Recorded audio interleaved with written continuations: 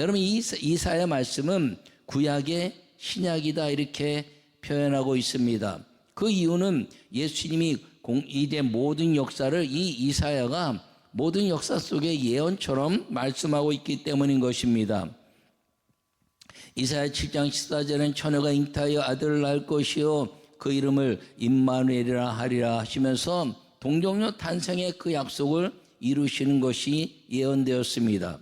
그리고 그 일에 나타나셔서 왕으로 오실 이 메시아에 대한 것들을 이 이사야 52장에 이르기까지 그 왕이 되셔서 우리를 먹이시고 입히시고 기르시고 보호하시고 싸워주시는 왕이신 하나님에 대한 메시아를 기록하고 있습니다. 그러면서 하시는 말씀이 너는 내 것이다 하시면서 자녀 삼으시는 하나님의 축복이 그 안에 있고, 그리고 이 53장의 역사를 통해서 주님이 십자가에 죽으시는 말씀을 기록하고 있을 뿐 아니라 그 이후에도 지속적으로 주님이 이 기도를 통해서 이루시는 금식의 영, 그리고 하나님을 이기는 하나님의 역사를 통해서 마귀를 이기는 기도의 힘을 우리에게 가르쳐 주시면서 부활하실 예수 그리스도에 대한 역사, 그리고 성령으로 오실 그 역사를 예언하고 있으며 최후에는 요한계시록처럼 새하늘과 새 땅이 우리에게 주어질 것인데, 그 하나님의 역사가 이 이사야를 통해서 신약의 모든 역사를 기록해내고 있기 때문에 예언서고, 그리고 하나님의 아름다운 선지자의 이제 아름다운 그 기록의 성경이지만, 그래서 구약의 신약이다 이렇게 이야기하고 있습니다.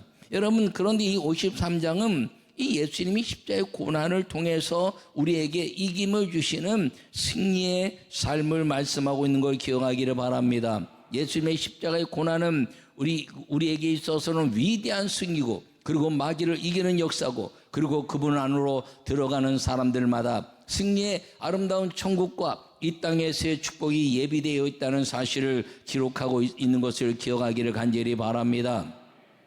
이 성경의 절기에는 이제 아주 중요한 절기를 유월절, 맥추절, 수장절 이렇게 기록하고 있습니다. 그러면서 하시는 말씀이 안식일을 거룩하게 지켜라 하는 것이 이 구약에 약속된 주님의 절기에 대한 명령입니다. 신약에 이르러서는 이 절기에 대한 이야기를 기록해내고 있지는 않습니다. 그러나 예수님이 분명하게 말씀하신 것이 무엇이냐면 성만찬을 행하라, 이것이 나의 기념이 될 것이다 라고 말씀하시면서 구원하시는 그 예수님의 살과 피가 이제는 육신의 것이 아니라 영생을 이루는 하나님의 비밀을 기념하고, 그리고 그것을 아름다운 예수 그리스도의 구원의 역사에 대한 기념으로 우리가 예배할 것을 말씀하고 있습니다.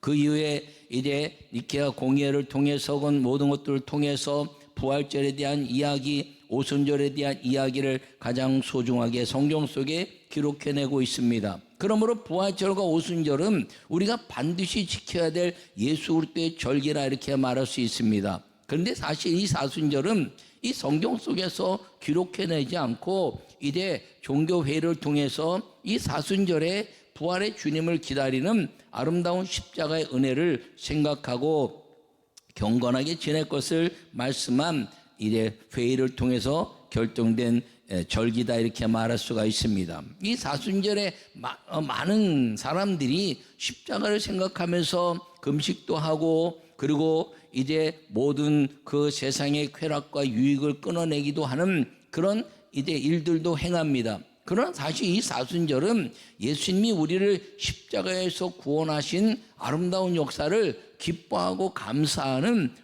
그런 은혜의 시간이 되어야 한다는 것을 기억하면서 사순절에 누리는 축복의 은혜를 오늘 마음에 새기고, 여러분 모두가 십자가가 우리를 구원하신 영생의 축복이고, 그리고 이 땅에 삶을 사는 하늘의 축복을 누려가는 시간인 것을 기억하며 이 사순절에 누리는 축복을 누리고 살 수 있기를 간절히 축원합니다. 첫 번째 말씀 읽겠습니다. 사순절은 우리의 모든 죄를 씻어주시는 행복을 만드는 것입니다. 아멘. 여러분, 예수님이 오셔서 십자가의 고난을 받으신 것은 우리의 고난과 허물과 죄악 때문이다 이렇게 말씀하고 있습니다. 그 이유가 무엇이냐면 그 말씀을 어긴 것 때문에 마귀가 자꾸 요구해내면서 이 죄악이 있지 않냐, 그리고 고난과 그리고 허물이 있지 않냐 하면서 마귀가 우리를 이끌어 가시는 그런 아주 악한 역사를 예수님이 십자가에 죽으심으로 말미암아 그 모든 역사 속에서, 그리고 이 고난 속에 있는 것들, 징계를 통해서 평화를 얻고 채찍을 통해서 나음을 얻게 하시는 십자가의 은혜로 말미암아 마귀에게 끌려가는 우리 모든 인생들을 천국으로 이끌어내는 하나님의 축복의 삶을 살게 하셨다는 것을 기억하기를 바랍니다. 여러분, 이 채찍에 맞으시는 예수님 때문에 가장 슬퍼하는 사람, 고통스러워하는 사람은 우리가 아니라는 것이죠. 하나님 아버지라는 것입니다. 자기의 독생한 아들을 보내면서 사람들 위해서 십자가에 죽게 하고 채찍에 맞게 하고 찔리게 하는 것 바라보면 부모의 마음에서 자녀가 그렇게 당하는 고난은 말로 형용할 수 없을 것입니다. 그런데 그것을 통해서 우리가 나음을 입었다 그러면 그것을 받은 사람들은 감사와 기쁨의 삶을 살게 된다는 것입니다. 얼마 전에 뉴스에 한 어린 소녀가 어떤 사고로 인해서 뇌사가 됐습니다. 이 뇌사가 되니까 부모가 결심한 것이죠. 이 아이를 다 이제 병들고 아프고 힘든 사람들에게 장기를 나눠주는 결심을 하게 됩니다. 그래서 간, 심장, 어린 나이니까 건강해서 많은 사람을 살렸다, 이렇게 뉴스에 나옵니다. 여러분, 그 사실을 바라보면 그 아이가 죽은 것 때문에 그 장기를 나누는 것으로 인해서 그 부모는 말로 할 수 없는 고난과 고통을 경험했을 것입니다. 그런데 그 장기를 받아서 이제 건강 회복한 사람들은 그 소녀와 부모에게 감사하지만 그들의 삶은 기쁨과 축복의 삶, 축제의 삶을 살면서 무엇을 먹든지 건강하게 된 것 때문에 기쁨의 삶을 살게 된 것을 볼 수가 있습니다. 우리의 삶도 마찬가지죠. 예수님이 이 땅에 보내시면서 하나님은 우리 인간을 위해서 자기 아들을 내어놓으시고 우리의 모든 죄악들을 다 씻어내시는 그 예수님의 은혜 안에 우리가 들어갔더니 우리는 죽음의 삶에서 영생을 얻는 삶을 얻었고, 하나님은 슬프시지만 그 아들을 통해서 수많은 사람들이 주께로 돌아오는 은혜를 얻게 되었다는 것입니다. 여러분, 예수님이 십자가에 죽으시고 우리를 대속했기 때문에 우리가 그 안으로 들어가기만 하면 우리는 그 모든 예수님으로 말미암아 영생의 복을 얻게 된다는 것을 기억하기를 바랍니다. 평화를 얻게 되고, 그리고 이 땅의 모든 아픔들을 치유받게 하시는 주님의 은혜가 우리에게 보장되고 있다는 것을 기억하기를 간절히 바랍니다. 여러분, 예수님을 믿는 이 세상은 두 가지로 갈라집니다. 하나는 예수님을 부인하는 사람이요, 그러면서 이야기하기를 그는 멸시를 받아 사람들에게 버림을 받았으며 간고를 많이 겪었으며 질고를 아는 자라, 이렇게 이야기하고 있습니다. 그러면서 그가 채찍에 맞는 것, 어려움 당하는 것은 이제 징벌을 받아 하나님께 맞으며 고난을 받는다, 이렇게 이야기하는 사람들이 있다는 것이죠. 하나는 그가 찔림은 우리의 상함이요, 그리고 그가 채찍에 맞음으로 우리가 나음을 얻고 그가 징계를 받음으로 평화를 얻었다라고 예수님 안에 들어오는 사람들이란 것입니다. 이 세상은 둘로 나눠져서 하나는 예수님을 부인하는 사람들이고 하나는 예수님을 마음에 받아들이는 사람들이란 것입니다. 여러분, 사도행전 2장에서 성령이 임하셨을 때도 성령의 큰 강한 그 은혜가 임하니까 한 사람들은 하나님의 기이한 일을 보는도다, 이렇게 말씀하고 있는데, 한편으로는 세상이 저것들 술 취했나라고 비방하는 사람들이 있다는 것이죠. 여러분들은 이 사순절에 예수님의 은혜 안에 들어온 것을 감사하는 믿음의 성도들이 되시기를 간절히 축원합니다. 여러분, 이 모든 믿음에 대한 가치가 무엇이냐면 행복이라는 것입니다. 여러분 삶 속에 여러분 모두가 주님의 은혜 속에, 그리고 그 주님의 아름다운 행복한 삶을 사는 은혜가 있기를 간절히 축원합니다. 예수님이 십자가에 죽으시면서 그는 강포를 행하지 아니하였고 그의 입에 거짓이 없었으나 그의 무덤이 악인들과 함께 있었으나 그가 죽은 후 부자와 함께 있었도다. 할렐루야. 여러분, 악인과 함께 있었다는 것은 그 예수님이 음부에 내려가서 죽음의 권세를 깨뜨리셨다는 것이고, 죽은 이후에 부자와 함께 있었다라고 말하는 것은 마태복음 27장에 이제 그 부자 아리마대 요셉에 의해서 그의 무덤에 들어가서 부자 무덤에 있었다는 것입니다. 여러분, 그것은 우리에게 있어서 예수님이 우리 안에 들어오시기만 하면 우리는 부자 아리마대 요셉과 같은 그 은혜를 통해서 예수님의 부요함이 우리 안에 풍성해지는 행복한 삶을 살게 하신다는 약속이 있는 것임을 기억하기를 바랍니다.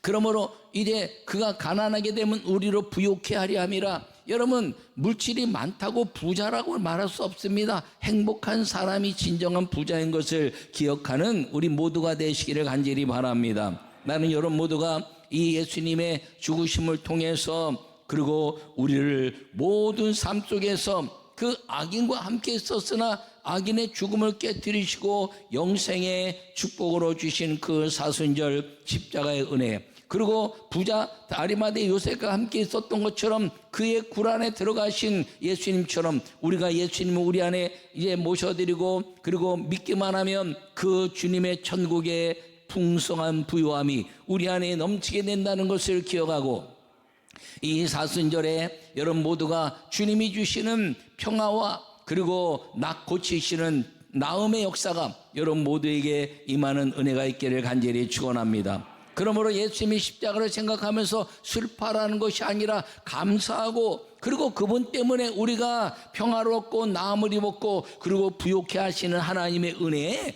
그 감사로 인해서 기쁨의 삶을 사는 진정한 행복을 경험하고 누리는 시간이 이 사순절이라는 것을 기억하고, 이 사순절에 누리는 축복이 여러분 모두에게 넘치기를 간절히 축원합니다.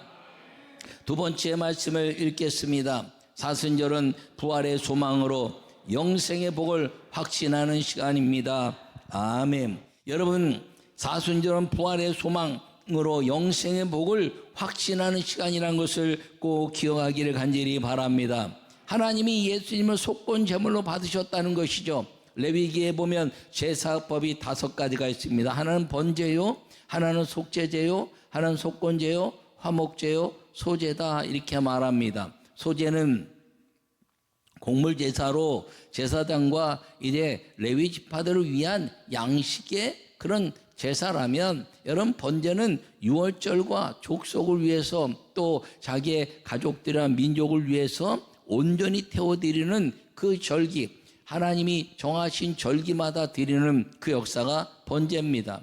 이 속죄제물은 무엇이냐면 자기가 지은 죄, 자기가 살면서 사람들과 지은 죄를 회개하는 제사가 속죄제입니다. 그런데 이 속건제물은 무엇이냐면 살면서 하나님의 율법의 말씀을 어긴 것, 이 율법의 말씀을 어긴 사람들이 주님 앞에 이제 속건제물을 드리고 율법을 어긴 죄사함을 받는 것이 속건제물입니다. 화목제는 무엇이냐면 내가 살면서 죄를 안 졌어요. 그래서 그 죄를 안 짓게 한 주님의 은혜가 너무 감사해서 제사를 드리고 거기서 나온 제물을 가지고 온 모든 사람들과 축제를 이루고 나누어 음식을 먹는 그 제사가 화목제물입니다. 근데 속건제물이 지금 말씀하신 것처럼 율법을 어긴 사람들이 드리는 제물이다, 이렇게 말하는데 오늘 예수님을 속건제물로 드리기에 이르렀다라고 말합니다. 바로 예수님이 십자가에 죽으시는 것이 이제 인류 역사의 율법을 어긴 죄, 창조시에 아담이 하나님의 말씀을 어겼고 율법의 10계명과 635가지의 율법을 어긴 사람들이 구원받지 못하는 것들을 예수님이 완벽하게 그 율법을 완성시키시고 그가 속건제물로 그가 죽으심으로 말미암아 율법을 어긴 모든 사람들의 죄를 용서하시는 하나님의 용서의 선포가 이 예수님의 십자가에 죽으시는 속건제물이 되었다는 것을 기억하기를 간절히 바랍니다. 그러므로 이제는 우리가 이제 주 예수를 부르는 사람들마다 구원을 받을 뿐 아니라 우리는 율법을 완성해서 지킬 수 없으나 우리가 예수님이 율법을 완성해서 지키신 그 은혜로 말미암아 예수 그리스도를 믿는 사람이 되면 예수님이 속건제물로 죽으셨기 때문에 우리는 율법을 이제 모두 지키지 못한 죄로부터 벗어나서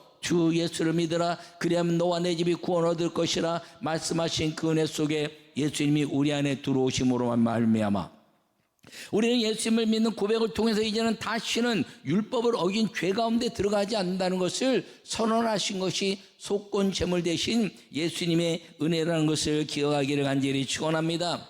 그러므로 에덴에서부터 온전히 모든 죄악 가운데 있는 것들을 주님이 과거에서부터 현재 내 삶에 있어서뿐 아니라 미래에 있는 모든 율법을 어기는 죄를 두려워하지 말고 예수 그리스도를 믿는 믿음으로 살아서 부활의 소망과 성령의 인치신 역사로 살아가라 하는 것임을 기억하기를 간절히 축원합니다. 여러분 이 속건제물을 통해서 제물을 드릴 때 반드시 여호와 하나님이 응답하시는 것이 무엇이냐면 불의 응답이라는 것입니다. 불이 임하여 여호와 하나님이 받으셨다는 것이죠. 그러므로 예수님이 속건제물로 드리실 때 이제 부활의 역사를 통해서 살아나시고 하늘에서 불이 내려왔는데 그 불이 무엇이냐? 성령이란 것입니다. 그러므로 우리가 반드시 성령을 받아야 되는 이유는 속건제물이신 예수님의 그 완벽하신 죄사함의 역사를 통해서 우리가 누려야 될 축복의 아름다운 삶을 살기 위한 마귀를 이기는 역사, 이제 다시는 마귀가 우리를 공격해낼 수 없는 은혜의 삶을 살기 위해서 반드시 성령을 받아 성령의 불로 그 속건제 제물 대신 예수님이 받으시고 그 죄사함의 역사가 우리 안에서 완성되고 부활의 영광과 성령의 충만함으로 우리가 기도하는 것마다 주님이 이루시는 그 복을 우리가 얻게 되는 것이 이 하나님의 예수님의 속건제물이라는 것을 기억하기를 간절히 바랍니다. 그러므로 이 사순절 기간 동안에 이 속건제물에 주님이 십자가에 죽은 것을 감사하고 그리고 그 부활의 소망으로 성령이 오시는 그 능력으로 말미암아 영생의 복을 확신하는 마귀를 이기는 시간, 마귀를 이겼다 하고 선언해내는 축복의 아름다운 고백의 시간이 되어야 한다는 것을 기억하기를 간절히 축원합니다. 그러므로 나는 여러분 모두가 이 속건제물이 됐을 때 뭐라고 그러셨나요? 그가 씨를 보게 되며 이렇게 말씀하고 있는 것입니다. 여러분 속건제물로 예수님을 믿기만 하면 우리의 후손들이 반드시 구원받고 반드시 주 예수를 믿으라 그리하면 너와 내 집이 구원을 얻을 것이라는 그 약속이 우리 안에서 완성된다는 사실을 보장하고 있다는 것을 기억하기를 바랍니다. 또 뭐라고 말하나요? 그의 날은 길 것이며 여러분 사람이 일찍 죽으면 성경에 이름도 없습니다. 근데 오래 사는 사람들은 성경에 다 기록되어 있어요. 무드셀라의 969세를 비롯해서 이제 많은 역사를 이루는데 그의 날이 길 수 있는 방법이 무엇인가요? 여호와 하나님께 예배하는 가정, 예배하는 성도가 되라는 것입니다. 성경 속에서 그의 날을 길게 영광으로 돌린 삶이 있는데 그 삶이 누구냐면 에녹이라는 사람입니다. 에녹은 65세에 무드셀 낳고 그리고 300년을 이제 살면서 많은 자녀를 낳았고 하나님과 동행했다 이렇게 말합니다.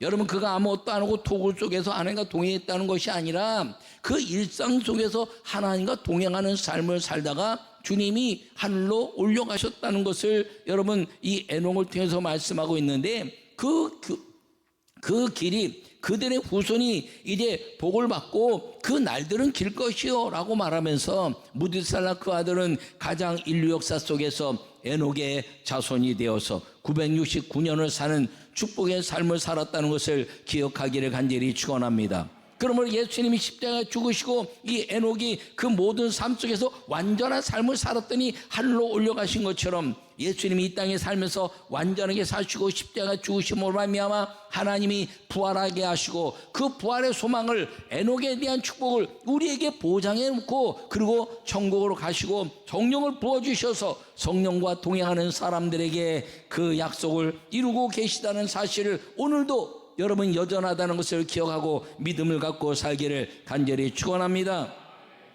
그러므로 여러분 또 뭐라고 말하고 있나요? 여러분 그의 손으로 여호와께서 기뻐하시는 뜻을 성취하리로다. 여러분 여호와의 손이 나타날 때마다 하나님은 이 땅에서 기적을 이루셨습니다. 여러분 여호와의 손이 나타날 때가 언젠가요? 우리가 기도할 때라는 것을 기억하기를 바랍니다. 우리가 기도하면 그분이 우리의 손을 잡으실 것이고, 우리가 고난에 빠질 때 그분이 우리를 이끌어내서 수렁에서 건지실 것이며, 우리가 이제 죄악과 슬픔 속에 있을 때 그가 찔림을 통해서 우리가 이제 평화를 누리고 그가 채찍에 맞음으로 나음을 입었다는 예수 그리스도의 이름의 선포가 그 예수님의 손을 통해서, 여호와 하나님의 손을 통해서 이루어지는데, 그 손을 통해서 이루어지는 여호와의 기쁨이 우리가 예수 그리스도의 이름으로 기도하고 선포해내는 아름다운 기도의 삶이라는 것을 기억하기를 간절히 축원합니다. 여러분 인생을 살면서 고난이 찾아왔나요? 그렇다면 이 약속의 말씀을 붙잡기를 간절히 바랍니다. 여러분 이 약속의 말씀 믿고 그리고 기도하고 그리고 주님 앞에 영광 돌리고 그분이 우리의 손을 내밀어서 붙잡아 주시는 그날에 우리는 기쁨의 삶을 누리기 시작한다는 것을 여러분 마음에 확실히 믿으시고, 그분께 기도하는 속건제물 되신 예수님과 성령의 은혜를 사모하는 우리 모두가 되시기를 간절히 축원합니다. 여러분 우리의 믿음의 역사가 이루어질 때 우리가 아무것도 안 하고 예배를 드리는 것이 잘하는 것인가요? 아니요, 열심히 살아야지요. 근데 열심히 사는데 예배와 기도보다 앞서지 말라는 것입니다.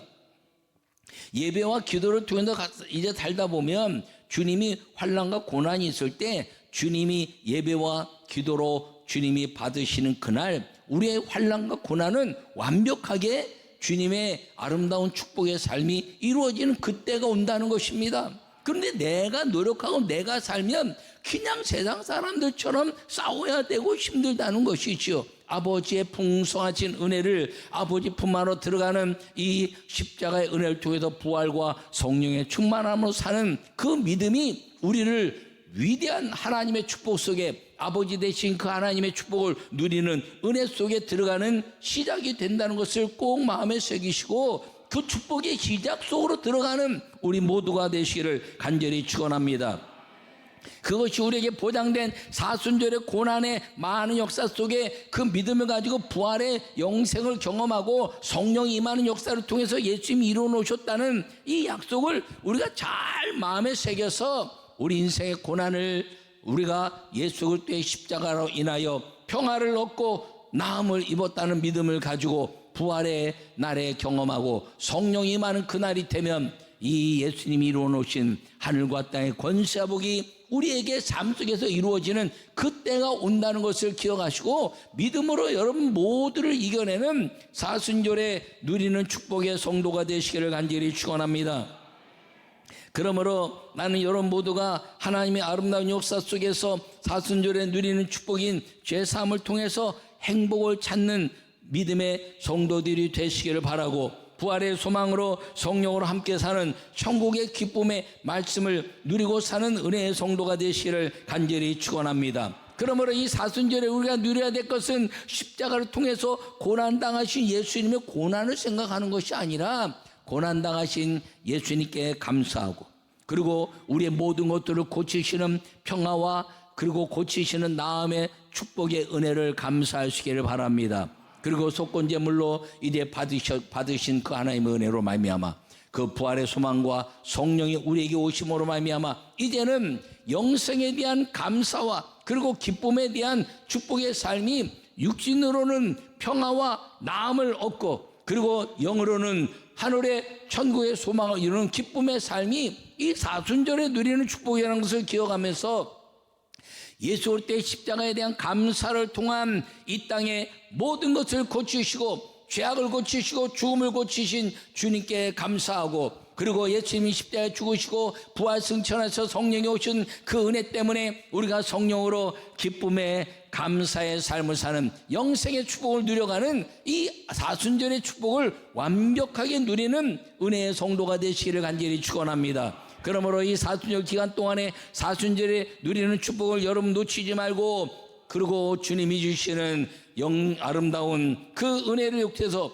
행복을 만드는 십자가의 은혜, 그리고 이제 영생의 복을 확신하게 누리게 하시는 기쁨의 삶을 사는 우리 모두가 되시기를 간절히 축원합니다.